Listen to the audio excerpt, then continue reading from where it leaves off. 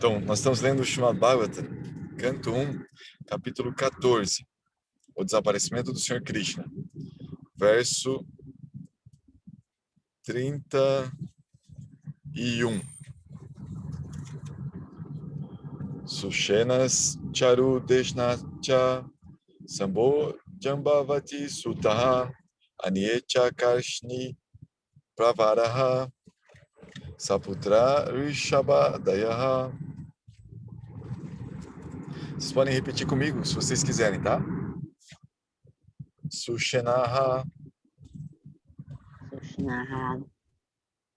Oneida, ou Matishvai, sejam bem-vindas. Sushena. Sushena. Bom dia. Charu Deshnaha. Charusdeshnaha. Charu Deshna. Charudesna. Cha. Cha. E. E. Sambaha. Sambaha. Samba. Amba. Jambavati Sutaha.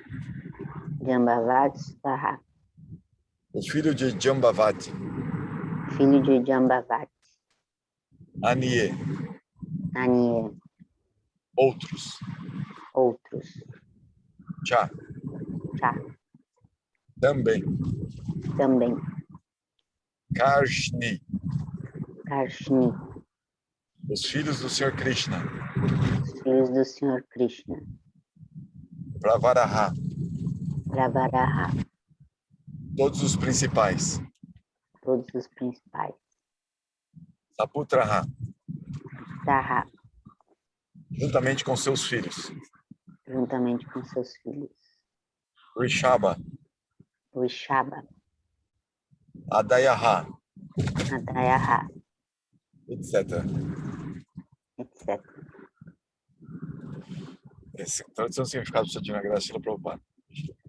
Todos os filhos principais do Senhor Krishna, tais como Sushena, Charudeshna, Samba, o filho de Jambavati, Rishabha, juntamente com seus filhos, estão todos passando bem? Significado. Como já se mencionou, o Senhor Krishna casou-se com 16.108 esposas, e cada uma delas teve 10 filhos. Portanto, 16.108 vezes 10 igual a 161.080 filhos. Todos eles cresceram e cada um deles teve tantos filhos quanto o pai.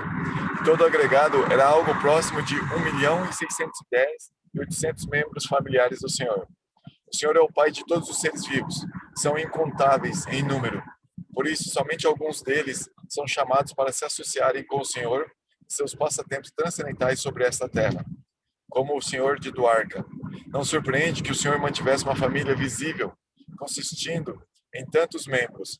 É melhor abster-nos de comparar a posição do Senhor com a nossa. Isso se torna uma verdade simples, logo que entendemos pelo menos um cálculo parcial da posição transcendental do Senhor.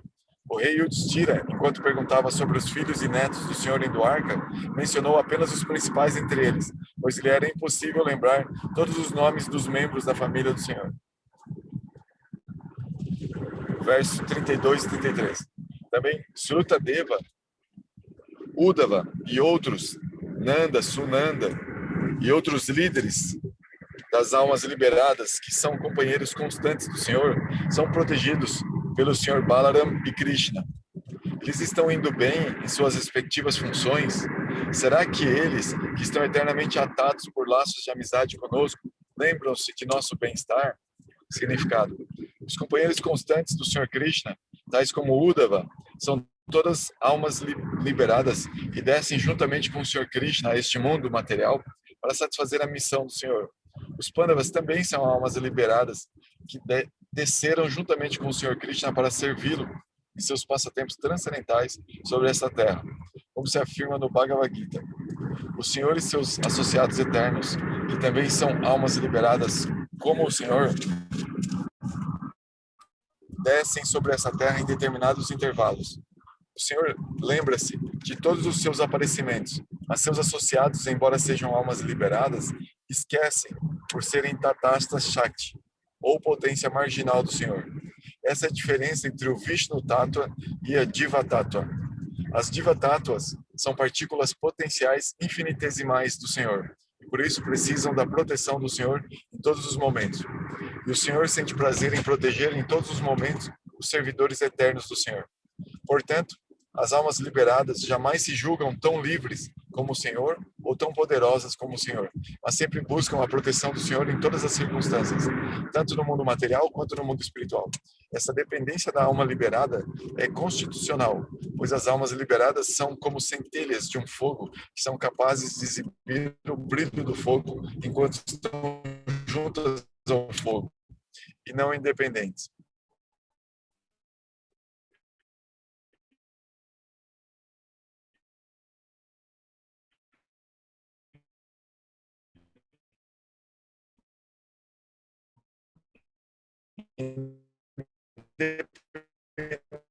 Evidentemente, o brilho da de toda a paz é a austeridade. Né? Uma pessoa ela pode fazer muitas austeridades e, através das austeridades, descobrir poderes incríveis. É como que a gente falou ontem, uma pessoa é capaz até de criar um planeta através de austeridades. Ela descobre que ela tem esse potencial. Todos nós temos esse potencial. Só que nós não é como um músculo atrofiado, né? Nós não descobrimos essa capacidade. Isso, quando uma pessoa descobre que tem tanta capacidade, ocorre o risco dela pensar que ela é senhora, né, de grandes capacidades, grandes poderes, né? E imagina que se a gente um galo, né? Ele se sente o dono do terreiro. Se você coloca outro galo perto dele, ele vai brigar com outro galo por quem que manda no terreiro, né? Imagina um galo. Imagina então um ser humano, né? Que tem mais potencial, mais capacidade. Então a gente acaba se sentindo senhor de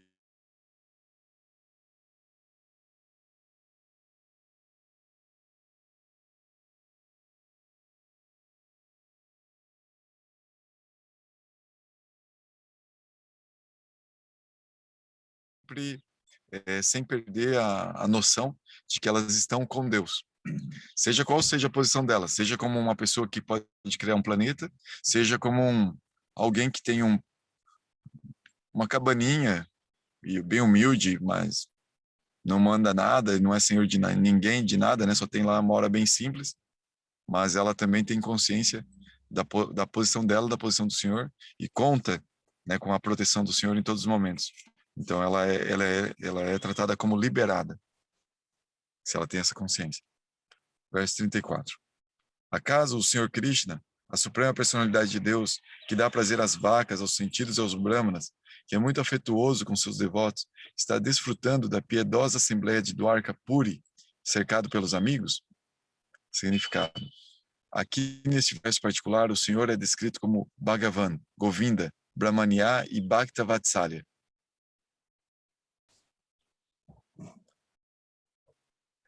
Ele é Bhagavan Swayam, ou a original suprema personalidade de Deus, pleno de todas as opulências, todo o poder, todo o conhecimento, toda a beleza, toda a fama e toda a renúncia.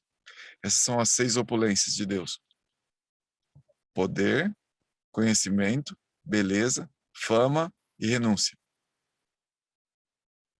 1, 2, 3, 4, 5. Falta alguma coisa aqui.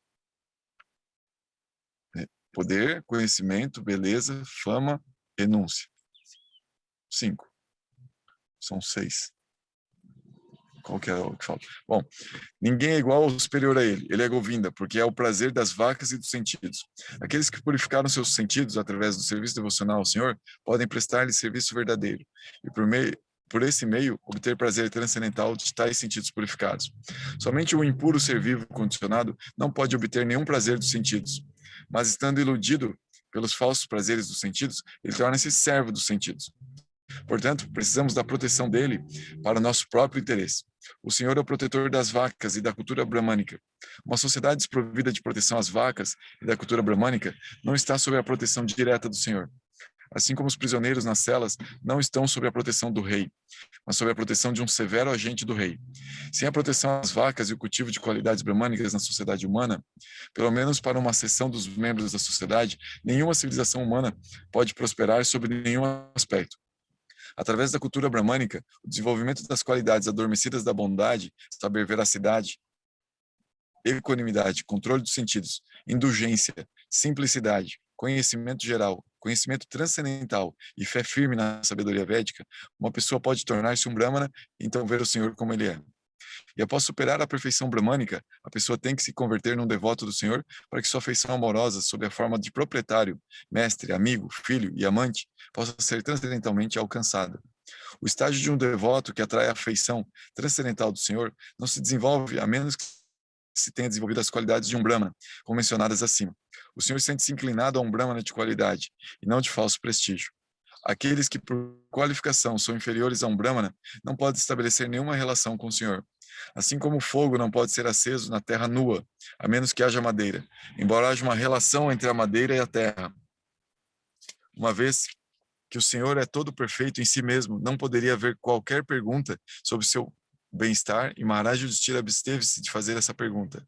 Ele simplesmente perguntou sobre seu lugar residencial, Dwarkapuri, onde homens piedosos se reúnem. O Senhor fica apenas onde homens piedosos se unem e se comprazem, da glorificação da verdade suprema. Maharaj Yudhishthira estava ansioso por saber sobre os seres humanos piedosos e seus atos piedosos na cidade de Dwarka. Então aqui, só fazer um comentário, né, sobre a cultura brahmânica que Srila Prabhupada faz tanta ênfase. Srila Prabhupada, ele é criticado por alguns e reconhecido por outros com bastante valor, por essa ênfase que ele faz de mudanças no mundo. Srila Prabhupada era, de certa forma, um ativista, que ele dizia que tinha jeito de tornar o mundo melhor. E ele fazia ênfase em algumas práticas que ele dizia que através dessas práticas o mundo seria melhor. Então, muitas pessoas criticam muito ele e outras pessoas louvam ele, porque falam que um transcendentalista ele deve ser mais ativista no mundo, né? Então, o Srila Prabhupada fazia ênfase que se a gente quer um mundo melhor, a gente primeiro tem que cultivar uma cultura bramínica, que significa justamente isso, né? Estudar os Vedas, estudar essa cultura que permite entender o mundo como um conjunto orgânico, onde a gente precisa ter respeito para todos os seres vivos, com a natureza, e o ser humano se situar também dentro de alguns princípios que vão estabelecendo esse respeito e que também possam estabelecer o respeito entre os seres humanos. E uma das principais ações de respeito deveria ser o respeito às vacas, principalmente. Que dentro dos Vedas há uma concessão para comer carne, mas não a carne de vaca.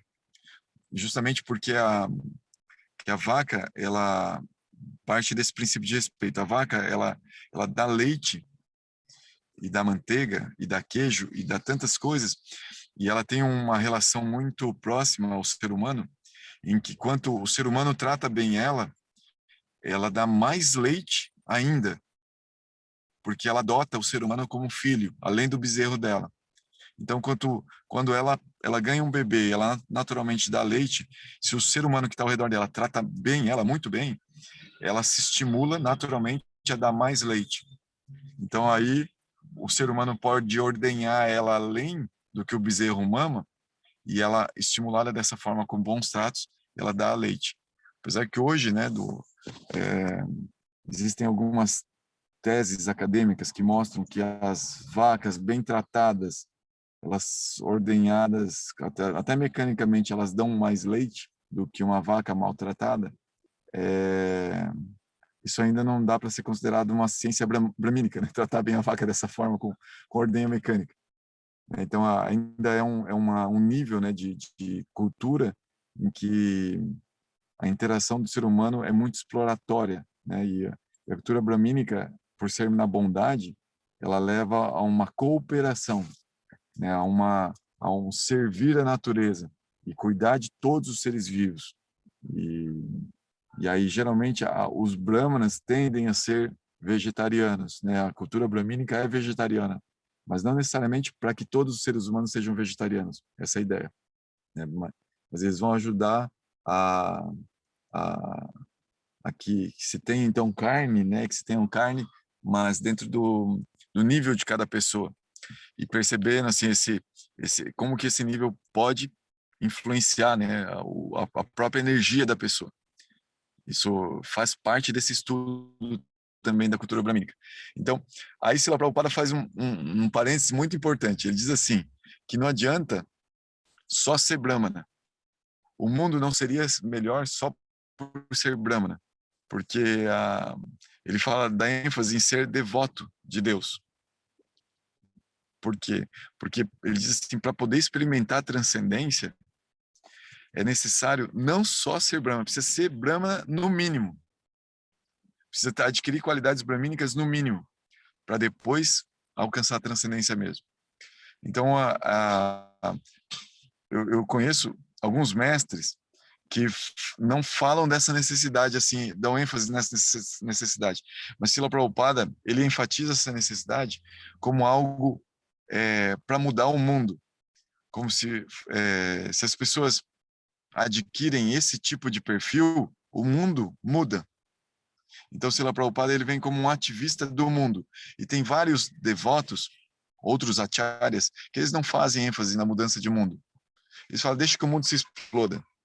E quem tiver afim de entender essa essência mesmo, vai se tornar um devoto e o mundo que se exploda. E aí, dentro desse conceito de se tornar um devoto, a pessoa percebe que vai ser necessário trabalhar internamente para adquirir qualidades cada vez mais refinadas para chegar no ponto de realmente experimentar a transcendência. Ou seja, essa experiência da transcendência é algo que envolve uma reforma interna muito grande, que vai aparecer em termos de fenótipo, em termos de aparência externa para o mundo, de uma melhora como pessoa, como ser humano, muito grande, que é o que se espera de um Brahmana. Então, tem acharyas que vão nessa linha, que não falam tanto dessa ênfase para passar pelo Varnashram Dharma, ou seja, que, especialmente em Kali Yuga, nessa época que nós vivemos, que essa reforma, ela é muito, essa reforma social, ela é muito lenta, ela envolve muitas preocupações com vários eventos externos do mundo, e aí às vezes a pessoa vai perder o foco de que tem que fazer essa transformação interna e não se preocupar tanto com o mundo externo. Então aí ela pode querer tentar mudar o mundo externo e isso vai consumir parte da sua energia que deveria ser focada na mudança interna para lograr esse contato com a transcendência, que é fácil de certa forma em Kali Yuga, mas ao mesmo tempo o ambiente é tão agressivo que se a pessoa focar no ambiente, ela não consegue. Então, por isso, eu conheço até discípulos de Srila Prabhupada que não fazem tanta ênfase nesse ativismo que Srila Prabhupada veio trazer. Isso é uma característica de Srila Prabhupada. E essa característica, como eu disse, por algumas pessoas é muito elogiada, porque as pessoas percebem que ele colocou em prática uma coisa que muita gente só estava levando para o lado assim de se isolar, de meio que se alienar do mundo. Então ele viu uma forma de colocar isso em prática e ele fazia muita ênfase nessa prática, ou seja, viver no mundo e ao mesmo tempo buscando a transcendência e com isso melhorando o mundo ao redor. Então era um ativismo prático com foco na devoção a Deus, né? E outras pessoas criticam muito, porque pegam esse aspecto, né, quando ele faz ênfase nessa formalidade e fala, mas essa formalidade é relativa, eu não preciso dessa formalidade para alcançar a transcendência. E é verdade, não precisa dessa formalidade para alcançar a transcendência. É verdade. Então, assim, as pessoas, às vezes, na crítica, perdem a essência da mensagem de Srila Prabhupada. Então, os discípulos de Srila Prabhupada, muitos deles, conseguiram superar essa etapa de perceber essa diferença de Srila Prabhupada, tomaram a essência e respeitam todo o ativismo que se faça, que colabora para um mundo melhor, mas sem perder o foco que não vai existir mundo melhor sem Deus. A essência de toda a melhoria está justamente em alcançar a transcendência. Se não alcança a transcendência, a pessoa se torna um moralista seco, um moralista que é de filósofo de café, como se diz, né? Uma pessoa que fica com certos conceitos morais bem delimitados e não consegue entender a pluralidade, inclusive, daquilo que às vezes é errado, tem um porquê de ser errado e tem um momento importante de ser errado, assim como tem um momento importante de existir Kali Yuga, tem um momento importante de ter bactéria, tem um momento importante de ter erva daninha, tem um momento importante de ter praga. Tudo aquilo que a gente considera mal, relativamente falando, ele tem um valor diante de um plano absoluto. Isso só é possível perceber compreendendo o absoluto, não ficando sempre na visão relativa. Então, por isso é necessário, né, Srila Prabhupada fazer muita ênfase, e os Vaishnavas fazem muita ênfase nisso, que é importante ter uma âncora na transcendência, uma conexão com a transcendência, senão o resto não fica fazendo parte da própria ilusão que se tenta combater. Vocês têm algum comentário? Alguma dúvida? Ô, Goura, eu vou ler um trechinho aqui que tem a ver, eu acho, com o que tu falou. Fala Que assim, ó. legal. Em nada nos doía o quadro comovente das vacas mães em direção ao matadouro, para que nossas panelas transpirassem agradavelmente. Encarecíamos, com toda a responsabilidade da ciência, a necessidade de proteínas e gorduras diversas, mas esquecíamos de que a nossa inteligência tão fértil na descoberta de comodidades e conforto teria recursos de encontrar novos elementos e meios de incentivar os suprimentos proteicos ao organismo sem recorrer às indústrias da morte. Uau, que forte, Neida. E qual é esse livro, Neida?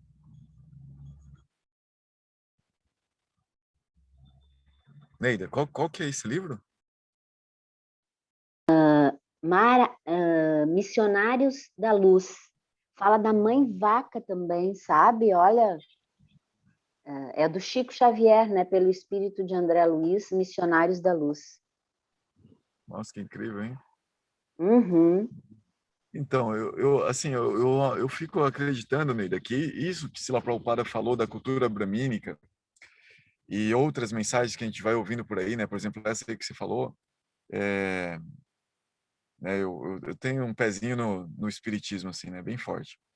E eu acho que existe um plano, assim, dessas pessoas, né? Desses espíritos de luz aí, como você falou, né? Do André Luiz e tal, e de Srila Prabhupada, outros, para trazer essa cultura bramínica para um nível de prática que vai fazer uma mudança no planeta nos próximos anos, assim, sabe? Eu acredito que existe um plano aí, um plano de ajuda, de reforma humanitária, assim, sabe, do ser humano, para os próximos anos, assim. O vegetarianismo era uma coisa assim, na década de 80, quando eu era criança, era um negócio assim que eu nem ouvi falar, sabe? Eu, quando era criança, eu nem ouvi falar de vegetarianismo.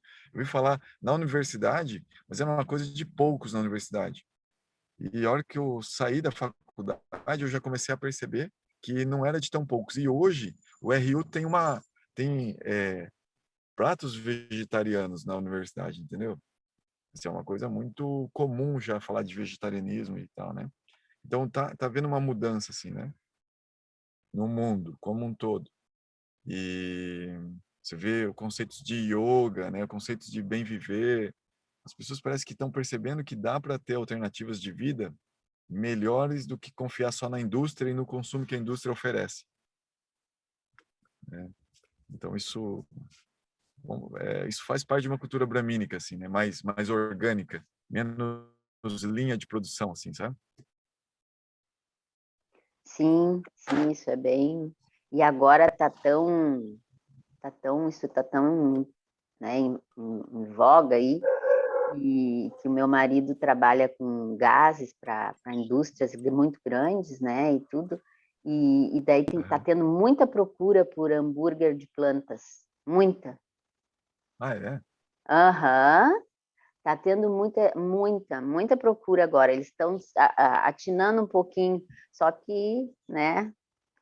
Mas tá, as coisas eu acho que estão mudando um pouquinho. É As gradual, coisas. né? Gradual. Oi, Jorge. Que bom que Oi. você está aí. Seja bem-vindo. Eu fico bem observando, né, e participando assim dessa mudança, porque trabalho no setor, né? Mas outro dia eu li uma coisa tão legal que eu estava estudando a relação da Ayurveda com a alimentação. Até fiquei de preciso mandar um áudio aqui. Tem umas coisas bem legais assim, que até pode ajudar as pessoas que têm uma certa resistência ou dificuldade de entender assim a prachada. Tem algumas pessoas que têm isso, né? Não, mas eu não entendo por que a coisa era prachada, né? Por que isso? E aí ali tem um outro entendimento assim que eu achei interessante, que é entender essa relação de que a comida é a nossa subsistência, né? Então não teria por que não olhar para isso com uma profundidade, né? Não faz sentido a gente não perceber, né? Então a gente está tão emaranhado assim em Maia que essa percepção ela é desde sempre, desde a infância, despercebida, né? Então, mas enfim, o que eu acho interessante também pontuar é que existe uma indústria por trás, né? E a indústria ela faz muitas vezes um caminho estranho assim de observar essas mudanças, por mais que sejam positivas, assim, todo mundo tentando comer menos carne ou parando de comer carne, tem uma certa obsessão. Como existe uma obsessão pelo corpo, existe uma obsessão pelos nutrientes dos alimentos. Então essa jogada que às vezes aparece muito no Instagram, coma a mamão papai, porque tem 200 mil vezes mais vitamina C que sei lá, a laranja. Esse tipo de informação ela é destrutiva, porque a pessoa fica obcecada pelo nutriente do alimento e não percebe a essência, a energia do alimento, vai para um caminho esquisito. Uhum. Então,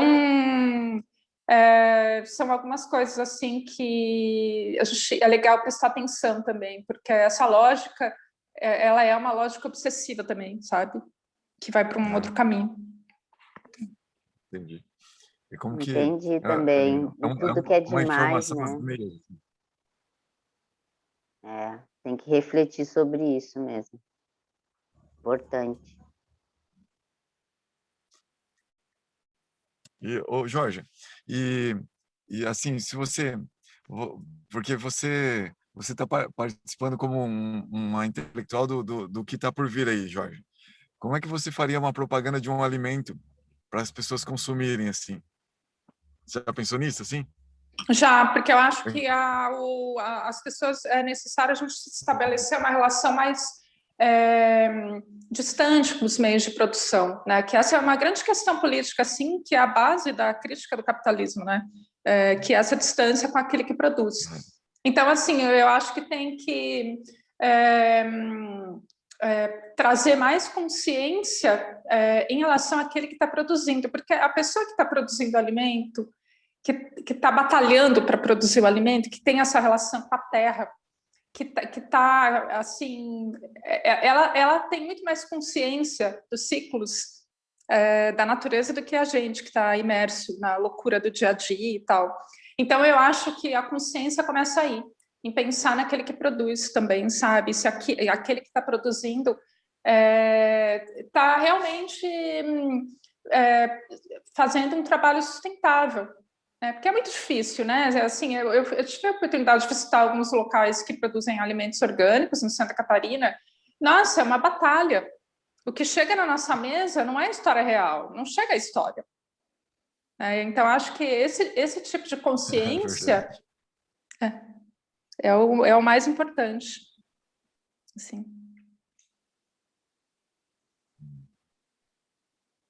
Entendi a tua relação com a prachada nesse sentido, né?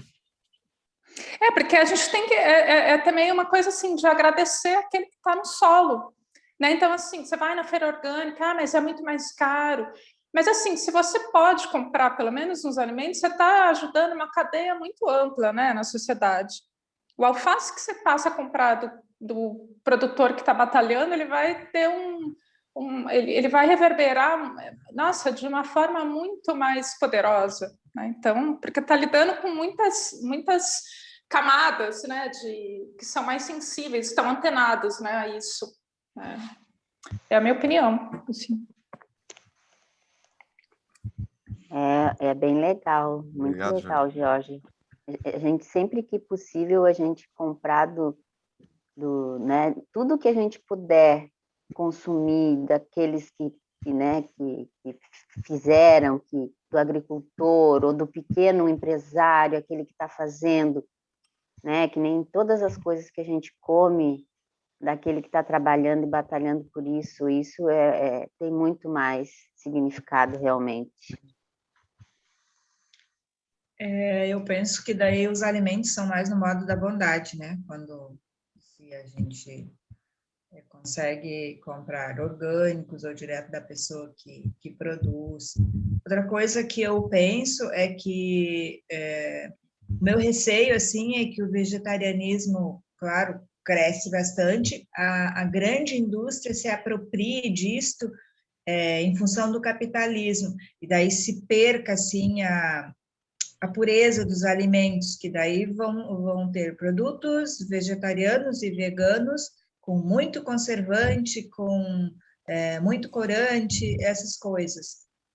Há tempo eu tenho pensado isso. Os produtos vegetarianos ou veganos que tem na prateleira do supermercado, que a gente não se afaste, não perca de ver os ingredientes, né? Como foi feito e o que contém ali, porque não dá para a gente criar uma cortina de fumaça, uma ilusão com as coisas. Os produtos industrializados, eles têm essa característica, infelizmente. Aqui, assim, o que eu vejo aqui é que essa indústria ela já dominou. Ela já dominou e, assim, eu sou rata de olhar rótulo. E, nossa, assim, é deprimente. Então, assim, o veganismo, ele tem um lado trash. Todos os rótulos. A gente tem que olhar. Isso é uma tarefa que, cada vez mais, todo mundo, assim, que convive comigo, eu falo, mas você tem que ler o rótulo. Porque, por exemplo, as pessoas compram açaí no Brasil, né? O açaí já virou uma outra coisa. A maioria dos açaís industriais tem corante roxo artificial, açúcar de milho. Não era assim, né, quando explodiu, né, para o resto do Brasil nos anos 90. Então, virou uma outra coisa, daí paçoca, leite condensado, assim, uma coisa que, assim, não tem nada de saudável, né? E isso acontece com a comida vegana também, com os hambúrgueres de plantas, e tem acontecido. E eu acho, por isso que eu enfatizo que a nossa relação tem que ser direta, assim, com aquele que está produzindo. É o caminho mais certeiro, assim, de consciência. É verdade mesmo, Georgia. Por isso que é o que está acontecendo mesmo. Eu vejo aqui com meu marido que trabalha com isso. Então a procura mudou muito. E daí eu também não consigo achar bom. Daí a minha filha, mãe, compra esse hambúrguer vegano. Eu disse, filha, eu prefiro fazer o hambúrguer, vamos nós fazer o hambúrguer. Mas daí ela, mas mãe, esse hambúrguer é assim, eu quero provar o hambúrguer. Mas eu também acho isso aí que tu fala. Tem muito mais significado a gente comprar as coisas orgânicas e a gente fazer. Isso é a prachada, como diz, né? Mas já tá isso aí mesmo, né? Eu vejo aqui pelas coisas que meu marido fala. A indústria já está antenada aí para encher de acidulante e coisa nos hambúrgueres de planta aí. Neida, a DIT participa de um grupo de compra de orgânicos, um grupo de compra coletiva, que ela ela compra assim em grande quantidade para fazer os hambúrgueres dela, sabe? De orgânicos. Aí se você quiser, converse com ela. Daí ela compra assim, não sai tão caro, sabe? Do que comprar assim nas lojas especializadas e tal, né? E compra direto do fornecedor. E aí ela vai fazendo, congela, né? Vale a pena. Obrigada. Pessoal, então vamos aproveitar o tempo e ler mais um verso aqui, tá bom? Eu até gostaria de ler um texto de Sila Tripurari Swami, mas aí eu tenho que... Prabhu, só um pouquinho. O meu áudio ficou bem baixo aqui, eu já verifiquei, não tem nada de errado aqui, não sei, O áudio de vocês ficou baixo? Foi só o meu. Tá baixo ainda para O todo meu mundo? tá bom. O meu tá bom. Ah, então, beleza. tá alguma coisa aqui. Eu já verifiquei. Deu Tá pro bom, Lepe aí. vamos adiante. Tá. Então eu vou ler um outro artigo de Sila Tripurari Swami. Eu li a tradução da Matashi Vilasa, eu tenho um artigo aqui em inglês, vou tentar, hein? Sou mal e porcamente no inglês, vocês me ajudam aí, hein, Jorge? Bom, Adiguru e o fundador Acharya. Srila Prabhupada mesmo nunca explicou os termos de Adiguru e o fundador Acharya da forma que você fez. Então, do começo, nós deixamos de aceitar a explicação desses termos sem nenhuma evidência de suporte. No entanto, há evidência para contrariar. Bom, aí se Tripurari Swami, né? Prabhupada é o fundador Acharya da ISKCON. E os mandatos dos Gaudiyas Vaishnavas seguem a ele hoje em dia. Houve uma institucionalização no Gaudiya Vaishnavismo antes de Prabhupada fundar a ISKCON? Você estima a importância da institucionalização dos ensinamentos do Sr. Chaitanya? Eu li que existem 4 sucessões discipulares e os líderes são conhecidos como Adigurus, ou os gurus originais. O dever de cada membro e todos os subsequentes gurus na Sampradaya é transmitir a mensagem como receberam de seus Adigurus, sem adulteração? É correto? Eu li que Bhaktivinoda Thakur disse aos devotos que sucederam o fundador, que sucedem o fundador Acharya, são responsáveis por proteger os ensinamentos do Parampara através das instruções dadas nas instruções do fundador Acharya. Eu encontrei nenhuma referência que suporte isto. Bhaktivinoda Thakur atualmente diria tudo isso? Alguns estão sobre a impressão de que a Gaudiya Sampradaya significa ISKCON exclusivamente e os ensinamentos que aqueles membros da ISKCON não deveriam dar instruções fora daquela organização. Qual é a sua opinião? É um fundador Acharya o Siksha Guru para esses seguidores? E os Diksha Gurus iniciam discípulos dando instruções na ciência devocional conhecidos como Sambandha? Essas são todas as perguntas, tá? Srila Prabhupada é o fundador Acharya da ISKCON e por causa de sua posição de fundador Acharya é único nos mandatos que todos os Gaudiyas Vaishnavas seguem dele hoje em dia. Há uma institucionalização do Gaudiya Vaishnava antes de Srila Prabhupada se tornar-se o fundador Acharya da ISKCON? Você subestima a importância da institucionalização dos ensinamentos do Sr. Chaitanya? Aí tem a resposta de Tripurari Swami. Essa é uma pergunta bem importante. Talvez alguns de vocês não estejam situados com relação a esse tema, mas se vocês começarem a olhar assim, por exemplo, o Gaura Hari é discípulo de quem? Eu sou discípulo de Bhakti Kavya Tulananda Maharaj. E Bhakti Kavya Tulananda Maharaj é discípulo de quem? De Srila Prabhupada. Tá, mas espera aí. Qual é a instituição que o Gaura Hari participa? Aí eu vou falar para vocês assim, que em termos de instituição, eu não participo muito de nenhuma hoje em dia. Eu estou seguindo meu mestre está mais conectado a uma instituição, sim, que é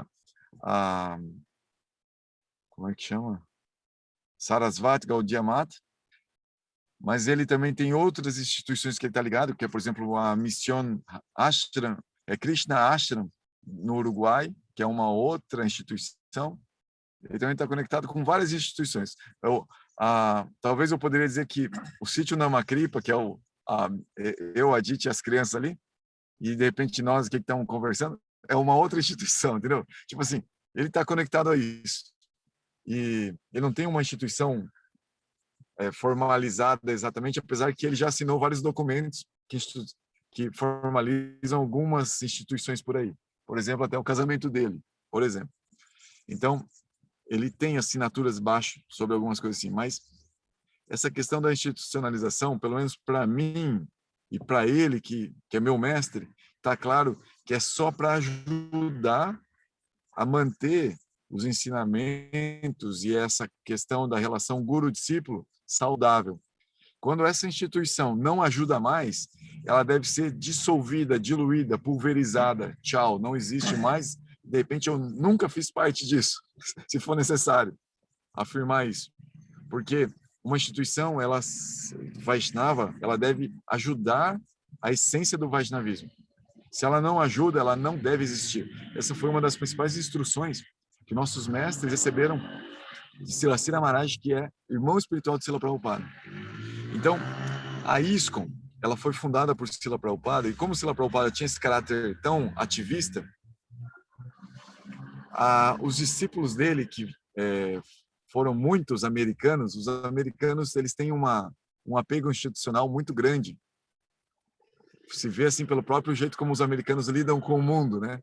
Como se fossem o quintal da casa deles, assim. Eles podem brincar e fazer o que quiser com o mundo, assim, de certa forma. São meio imperialistas, né? Os americanos de forma geral. Conversei com alguns americanos sobre isso e eles admitem que eles têm como uma mentalidade imperialista. Expressa nos filmes deles, nas músicas, na cultura geral, assim, como que eles são os heróis do mundo, assim. Então, para salvar o mundo do mundo mesmo, assim, né? Então, eles têm disso. E os Estados Unidos, e ali ele teve seus primeiros discípulos. Os discípulos saíram pelo mundo com a mentalidade de espalhar essa cultura de uma forma imperialista também. Então, a ISKCON se moldou, apesar de ser o Acharya ser o Srila Prabhupada e ter a essência dos ensinamentos de Srila Prabhupada ser o Vaishnavismo, o meio onde se criou isso foi os Estados Unidos. Então, se criou uma tendência imperialista no lance todo. E a ISKCON teve um pouco desse DNA imperialista de conquistar e de que nós temos a solução de fazer corretamente. E eles chegaram na Índia, na época de Srila Prabhupada mesmo, com muito dinheiro, dólares, numa Índia pobre, em que $1 valia milhares de rúpias, $1. Então, eles conseguiram fazer milagres materiais com dinheiro americano lá na época. Eles construíram templos magníficos, de mármore, de ouro, grandiosíssimos, os maiores templos Vaishnavas nas principais cidades, muito respeitados pelos Vaishnavas, especialmente os devotos de Krishna, Vrindavana,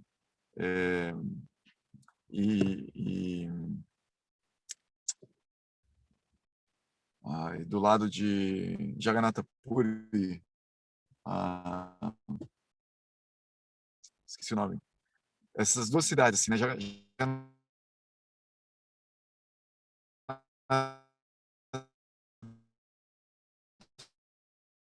Puri e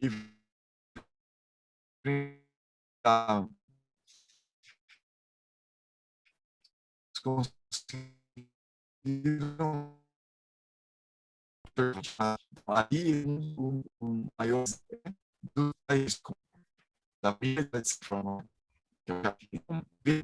ficando resultados bonitos. Então, aqui ele tem um jeito certo de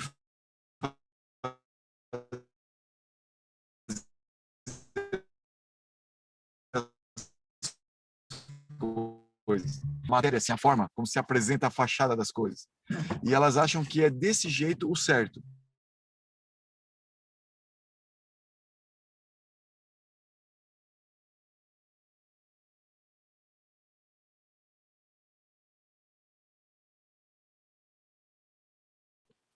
são muitos discípulos muitos discípulos não, até mesmo discípulos de Srila Prabhupada caíram de certa forma, nessa ilusão de achar que esses aspectos formais, eles são tudo em tudo.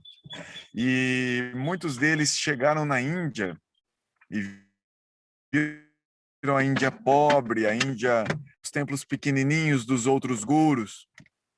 Eles acharam assim que o guru deles era o guru fidedigno, os demais não são gurus fidedignos. Perderam a oportunidade de conversar com muitos gurus tremendamente valiosos, tremendamente essencialistas, tremendamente potentes, assim. E, inclusive, Prabhupada, ele fez ênfase podemos ir para lá, amor? Eu vou para trás. Eu vou para trás daí.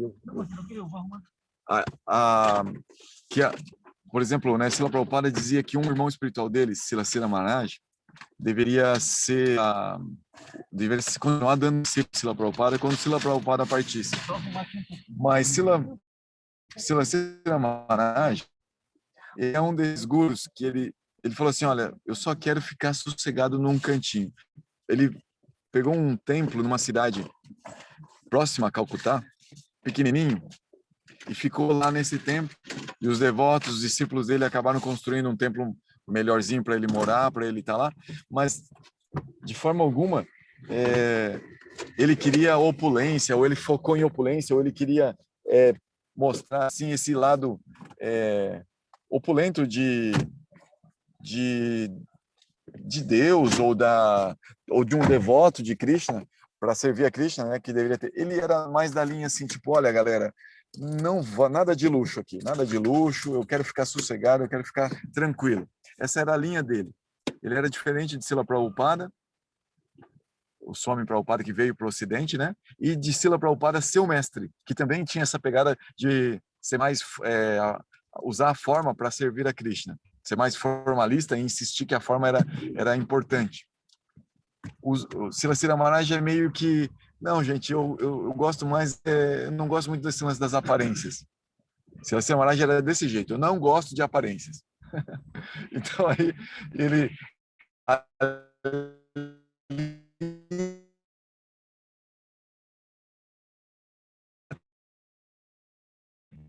toda de pregação dele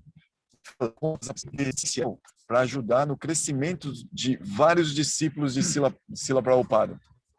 Porque os discípulos vinham com essa mentalidade, né, de formalista.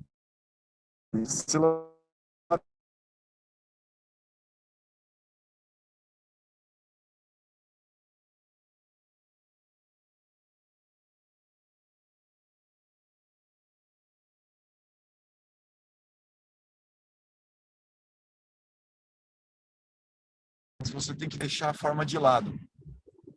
É a história do corpo, né? Nós só usamos o corpo enquanto ele serve a essência da alma. Mas se não serve mais, abandona o corpo, morre de vez de boa, né? E não se perturba no momento da morte.